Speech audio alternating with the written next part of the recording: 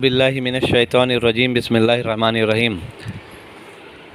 اب سورہ بقرہ کا فل سمری دیکھیں، ایک معجزہ کے طور میں اللہ تعالیٰ نے کتنا آسان کر دیا لوگوں کو سمجھنے کے لیے۔ ایک جیسے آربٹ ہے نا، میں نے شروع میں بتایا تھا کہ یہ قرآن کا معجزہ ہے۔ جیسے کائنات کو آربٹ کی طرح سجایا اللہ تعالیٰ نے، سورج کو بیچ میں رکھ دیا اور چاروں پلانٹس، بہت سارے پلانٹس کو اس کے ارد گرد گھمایا، اسی طرح سے گیلیکسی کو بنایا، اسی طرح سے پورے یونیورس کو بنایا، اسی طرح سے اللہ تعالیٰ نے قرآن کو بھی بنایا۔ اب دیکھیں کیسے سورہ بقرہ میں آیت 286 ہیں، 286 آیت ہیں، جس میں آپ اگر غور کریے گا تو ایک دم سمپل فارم میں اگر ہم اس کو سمجھنا چاہے، یاد کرنے کے لیے، سمجھنے کے لیے کون سا ٹاپک کہاں پر ہے، اس کے لیے کتنا آسان کر دیا گیا۔ 9 ٹکڑا میں بانٹ دیا گیا، اور 9 ٹکڑا کا بیچ کیا ہوتا ہے؟ 5۔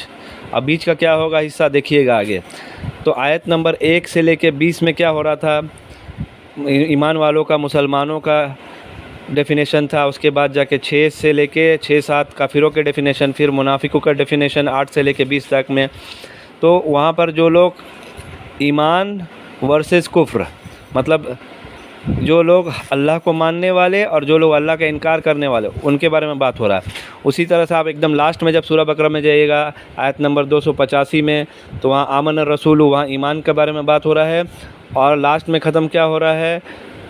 منصورنا علی قوم الکافرین، جو ہے وہ کہ ایمان ورسز کفر وہاں پر بھی ختم ہو رہا ہے اسی طرح سے۔ اب دیکھیے آیت نمبر 21 سے لے کے 39، 21 to 39 میں ہے، اللہ تعالیٰ کائنات کے بنانے کے بارے میں بتا رہے ہیں، زمین آسمان کے بنانے کے بارے میں بتا رہے ہیں۔ اس کے بعد مخلوق جو ہے، آدم علیہ السلام، ابلیس، فرشتے، ان کے بارے میں بتا رہے ہیں، بنانے کے بارے میں، اور ان کا مقصد بتا رہے ہیں، اور یہ بتا رہے کہ اللہ تعالیٰ کا علم سب کچھ، اللہ تعالیٰ سب کچھ جاننے والا ہے۔ آدم علیہ السلام اور حوا علیہ السلام کو زمین میں بھیجا جا رہا ہے، اور ان کو کیسے دنیا میں نظام چلانا ہے اس کے بارے میں بتایا جا رہا ہے، کیا کیا چیز ضرورت پڑے گا وہ سب چیز بتایا جا رہا ہے ان کو۔ تو آپ دیکھیے اسی طرح سے آیت نمبر 254 سے لے کے 284، 254 سے 284 میں بھی اسی طرح کا کام ہو رہا ہے کہ دیکھیے گا آپ، اللہ تعالیٰ بتا رہے کہ اللہ تعالیٰ سب کچھ جاننے والے ہیں۔ جیسے آیت الکرسی میں آپ وہاں سے پڑھتے ہیں، دیکھتے ہیں، اور آیت الکرسی بھی اسی طرح سے، اس میں بھی 9 ٹکڑا ہے، اور بیچ میں ایک دم زبردست بات کی کہی جا رہی ہے، اس کو بھی انشاءاللہ انکلوڈ کر دیتے ہیں۔ دیکھیے آیت الکرسی میں کیا ہے، کس طرح سے کام کرتا ہے 9 ٹکڑا، اگر آپ دیکھیے گا، اللہ اس کے سوا کوئی معبود نہیں، زندہ سب کو تھامنے والا۔ میں صرف ترجمہ پہ ابھی دے رہا ہوں دھیان، تاکہ ترجمہ پڑھنے والے بھی آسانی سے سمجھ سکیں۔ اللہ اس کے سوا کوئی معبود نہیں، زندہ سب کو تھامنے والا، اور اس کا آخری حصہ کیا ہے؟ اور وہ بلند مرتبہ عظمت والا ہے۔ تو پہلی بات ہے نا، وہ آخری بات سے کنیکٹ ہوتی ہے۔ اسی طرح سے دوسرا بات کیا ہے؟ نہ اسے اونگ آتی ہے اور نہ نیند۔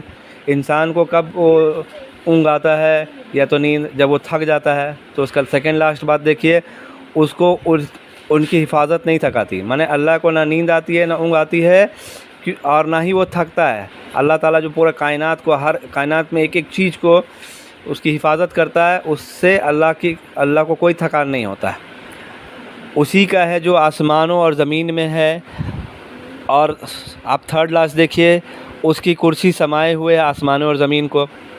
تو سب کچھ اسی کا ہے، اور اس کو وہ سمائے ہوئے بھی، اپنے اندر رکھے ہوئے بھی ہے۔ کون ہے جو سفارش کرے اس کے پاس اس کی اجازت کے بغیر؟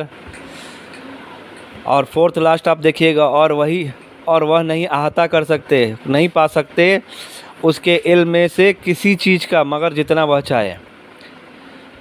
کس طرح سے سبحان اللہ، کس طرح سے کنیکٹ ہوتا ہے ایک ایک چیز، جیسے ایک آربٹ بنا ہے، وہ جانتا ہے جو، اور سینٹر جو بیچ کی بات ہے نا، وہ جانتا ہے جو ان کے سامنے ہے اور جو ان کے پیچھے ہے۔ تو اللہ تعالیٰ سب کچھ جانتا ہے، اسی لیے اللہ تعالیٰ اس سے اوپر والے میں کیا کر رہا ہے کہ کون ہے جو سفارش کرے، مطلب کوئی سفارش نہیں کر سکتا ہے، کسی کی یہ طاقت نہیں ہے کہ سفارش کرے، یہ صرف اللہ تعالیٰ اجازت دے گا نبی صلی اللہ علیہ وسلم کو، وہ بھی تب جب اللہ تعالیٰ چاہے گا، جس کو چاہے گا۔ جو مسلمان کچھ گناہ کر کے جہنم میں گئے ہوں گے، ان کو نکالنے کے لیے جب اس کا وقت آئے گا، اس کی اجازت نبی صلی اللہ علیہ وسلم کو دیں گے، نہ کہ یہ کہ نبی صلی اللہ علیہ وسلم اپنی مرضی سے چاہے جو گناہ کر لیے ہیں جہنم میں جانے والے ان کو بھی روک دیں گے، اور جنت میں لے آئیں گے، ایسا نہیں ہونے والا۔ یہی چیز اللہ تعالیٰ بتا رہے ہیں کہ اللہ کے اجازت کے بغیر کون کرے گا، مطلب کوئی نہیں کر پائے گا، کیونکہ وہ سب کچھ جانتا ہے، اس سے کچھ بھی چھپا نہیں ہے، اللہ تعالیٰ سے کچھ بھی چھپا نہیں ہے۔ تو یہاں پر یہ بھی بتا دیا، یہ بھی میسج کلیئر کر دیا گیا۔ اب اس کے بعد دیکھیے کیا بتایا جا رہا ہے کہ اللہ تعالیٰ سب کچھ جاننے والا ہے۔ اس کے بعد اب آگے بڑھیے گا تو پتہ چلے گا کہ بھائی ایک مردہ کا معاملہ، ایک انسان کا معاملہ آتا ہے جس کو 100 سال کے لیے مردہ کر دیا گیا، پھر اس کو زندہ کیا گیا، پھر اس کے گدھے کو جو سڑ گل گیا تھا، سب کچھ ختم ہو چکا تھا، اس کو پھر سے ہڈی گوشت چڑھا کے زندہ کر کے دکھایا گیا۔ پھر مرغی کو ٹکڑا ٹکڑا کر کے ابراہیم علیہ السلام پھینکے اور اس کو اللہ تعالیٰ ان کو زندہ کر کے اکٹھا کر کے دکھائے۔ تو پھر سے کریشن کے بارے میں بات آ رہا ہے۔ تو اللہ تعالیٰ سب کچھ جاننے والا بھی ہے اور اللہ تعالیٰ ہی بنانے والا ہے۔ یہاں پر بھی وہی بات ہو رہا ہے جیسے آیت نمبر 21 اور 21 سے لے کے 39 21 to 39 میں تھا، اور اسی طرح سے 254 سے لے کے 284 تک میں ہے۔ اب اس کے بعد دیکھیے آیت نمبر 40 سے لے کے 103 میں دیکھیے کہ موسیٰ علیہ السلام اور ان کے ماننے والے بنی اسرائیل کو کتاب دیا گیا اور ان کو چلنے کے لیے کہا گیا، اس کو پکڑ کے کتاب کو مضبوطی سے پکڑ کے چلنے کے لیے، اس کے اوپر چلنے کے لیے کہا گیا۔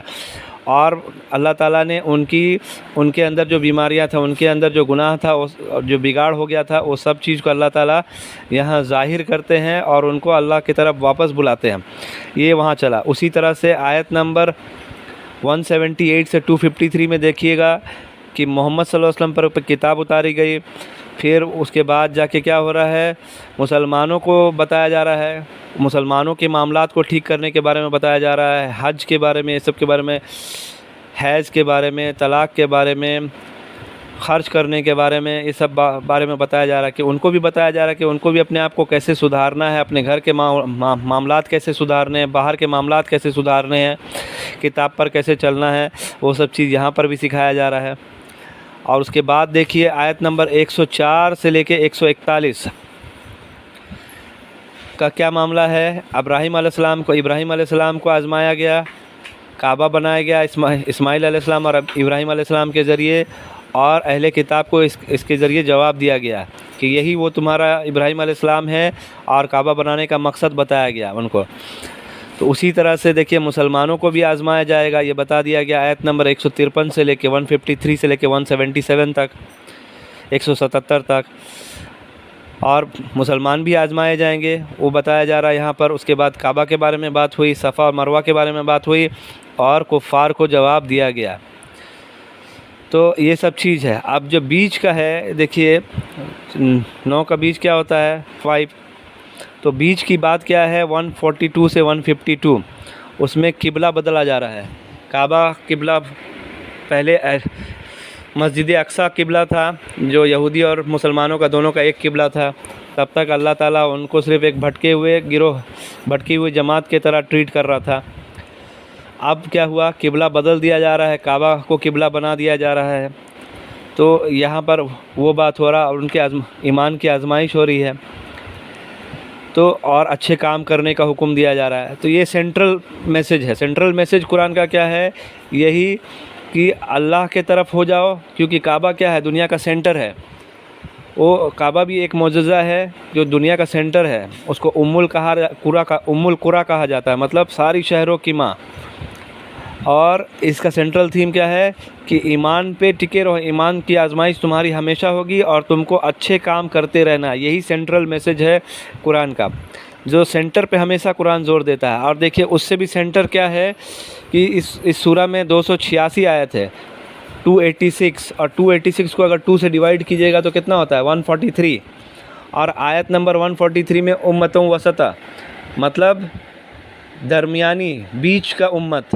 بیچ کا امت کا مطلب کیا نکلا، بیچ کا امت کا مطلب ہے کہ یہ امت نبی صلی اللہ علیہ وسلم اور ان کی امت سب گواہ رہے گی پچھلی امت کی، کیونکہ پچھلی امت کے بارے میں بھی قرآن میں بتایا گیا ہے، پچھلے قوم کے بارے میں بھی قرآن میں بتایا گیا ہے کہ بنی اسرائیل نے کیا کیا، عیسائیوں نے کیا کیا، اس سے پہلے نوح علیہ السلام کے قوم میں کیا ہوا، پھر عاد ثمود وغیرہ وغیرہ، ان کے بارے میں، سب نبیوں کے بارے میں یہ سب چیز بتایا گیا، تو یہ سب پہ گواہ ہوں گے۔ اور یہ قرآن کا اپنا معجزہ ہے کہ ایک دم سینٹر میں یہ بات ہوئی. 286 کا ہاف 143 اور 143 میں ہی جو مڈل ہے، مڈل میں ہی امۃ وسطیٰ کہا گیا.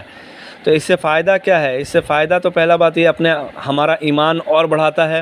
اور جب ہم قرآن پڑھتے ہیں تو قرآن ہم کو یاد رکھنے میں، سمجھنے میں آسان کر دیتا ہے. کیونکہ شروع میں کیا بات ہوا، آخر میں کیا بات ہوا، بیچ میں کیا بات ہو رہی ہے، ہم کو سب سمجھ میں آ رہا ہے. اور جب ہم ترتیب سے پڑھتے ہیں تو ہم گمراہی سے بھی بچتے ہیں. نہیں تو گمراہی کا بھی ڈر رہتا ہے، کہیں سے کوئی بھی کچھ بات اٹھا لے اور اس کو آؤٹ آف کانٹیکسٹ پیش کر دے. تو بنا مدعا پیش کرنا بہت آسان ہے، لیکن ترتیب سے پڑھنے کے لیے وقت دینا پڑتا ہے، سمجھنا پڑتا ہے.